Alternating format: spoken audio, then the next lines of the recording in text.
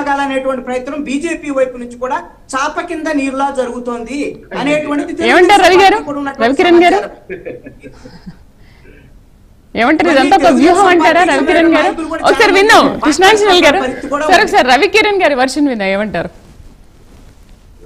కృష్ణాంజనేయులు గారితో డిబేట్ లో నేను గత 4 సంవత్సరాలుగా ఉన్నాను. ఆయనకి బీజేపీ అంటే అమితమైన ప్రేమ. అందుకని టాపిక్ ఏదైనా సరే బీజేపీ మీద, నరేంద్ర మోడీ గారి మీద ఆయన ఎదురటం. ఇంకా ఆయన లండన్ చూసి నవ్వుకుంటాం తప్పితే నేనేం చేయలేదు. ఒకటి 2-3 అంశాలండి. ఒకటి పోసాని కృష్ణమురళి గారు. ఇప్పుడు ఈ రోజు పోసాని కృష్ణమురళి గారు అరెస్టు, ఈ రోజు జరుగుతున్న గ్రాడ్యుయేట్ ఎమ్మెల్సీని లింక్ చేసి మాట్లాడటం అదేంటో మరి నాకైతే అర్థం కాలేదు.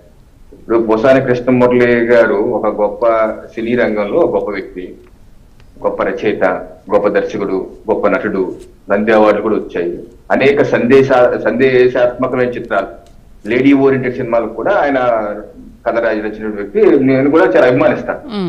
అదలా ఉంచితే వైసీపీ పార్టీలోకి వచ్చాక ఆయన చూపించినటువంటి తీరు, మాట్లాడినటువంటి భాష, ఒక జుగుప్సాకరమైనటువంటి విధానాలు, కనీసం మన లేడీస్ తో కూర్చొని ఆయన ప్రెస్ మీట్ కూడా వినలేనటువంటి ఒక కొత్తమైనటువంటి భాష మాట్లాడేటువంటి వ్యక్తి, ఉచ్చ నీచం తెలియనటువంటి వ్యక్తి. ఆ రకమైన వ్యక్తిని వైసీపీ పార్టీ పూర్తిగా ప్రోత్సహించి ఆఖరికి ఆయన మాట్లాడిన భాషకి ఇంట్లో మహిళల్ని, పవన్ కళ్యాణ్ గారి ఇంట్లో లేడీస్ ని కూడా వదలలేదు.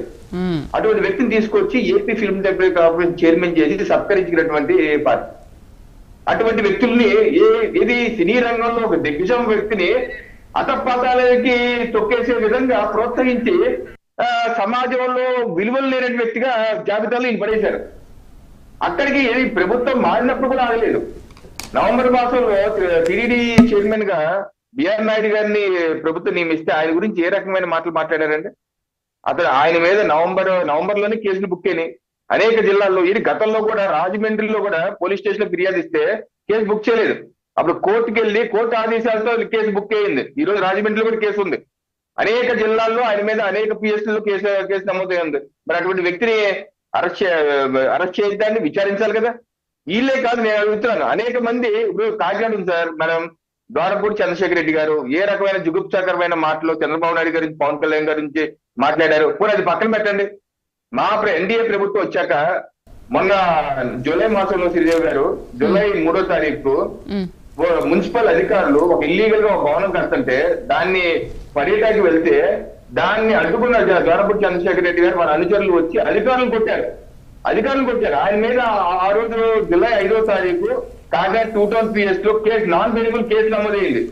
ఈ రోజు వరకు విచారణ లేదు. కనీసం 41 year నోటీస్ ఇవ్వాలి కదా. రవి గారు ఓకే, మన టాపిక్ డైవర్ట్ అయిపోతుంది. ఇప్పుడు మీరు పొత్తులో భాగంగా డైవర్ట్ చేస్తారు టాపిక్.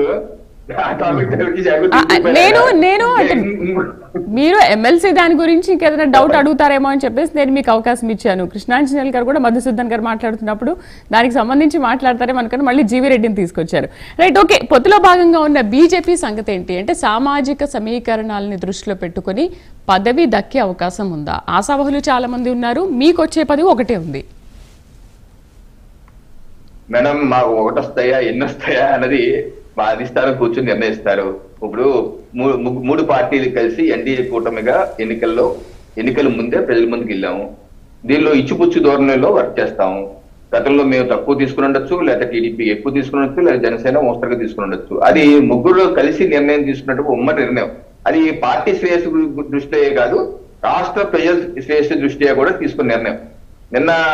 మొన్న శాసనసభలో కూడా పవన్ కళ్యాణ్ గారు చెప్పింది ఏంటి, మా పార్టీల మధ్య చిన్న చిన్న డిఫరెన్సెస్ ఉండొచ్చు, అయినప్పటికీ మేము 15 ఏళ్ల పాటు కలిసి వెళ్తాం, 15 ఏళ్ల పాటు ఇక్కడ ప్రభుత్వం ద్వారా ప్రజలకు సేవలు అందిస్తాం. ఇది ప్రజల ఆకాంక్ష అన్నారు.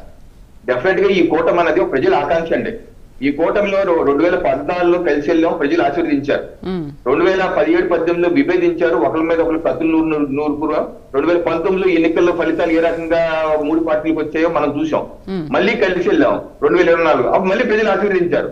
సో ప్రజలు పదే చెప్తున్నారు, మీరందరూ మీ ముగ్గురు కలిసి ఉండండి అయ్యా, కలిసి ఉంటే కలుసుకం అన్నారు. అందుకని 3 పార్టీ అధినేతలు, నాయకులు, కార్యకర్తలు కూడా మేము అందరం కలిసే వెళ్తాం. అలాగే నామినేట్ పోస్ట్, ఏ స్థాయి నామినేట్ పోస్ట్ అన్నా సరే అందరూ కూర్చొని ఒక సమిష్టి నిర్ణయం తీసుకుంటాం.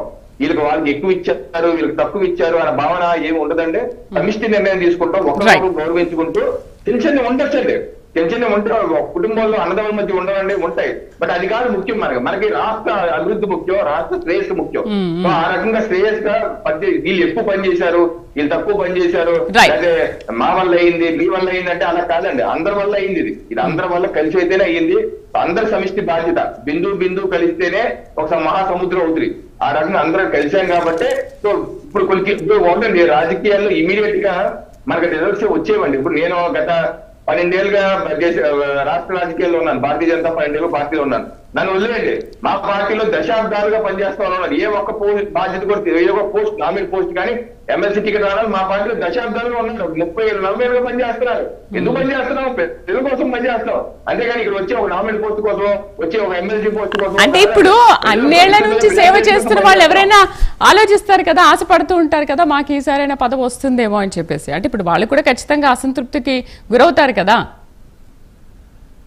ఇవ్వకపోయినా బానే ఉంటారు అందరూ అని అంటే ఎవరు ఉండలేరు కదా. వ్యక్తి స్వేచ్ఛ గురించే పనిచేయరండి.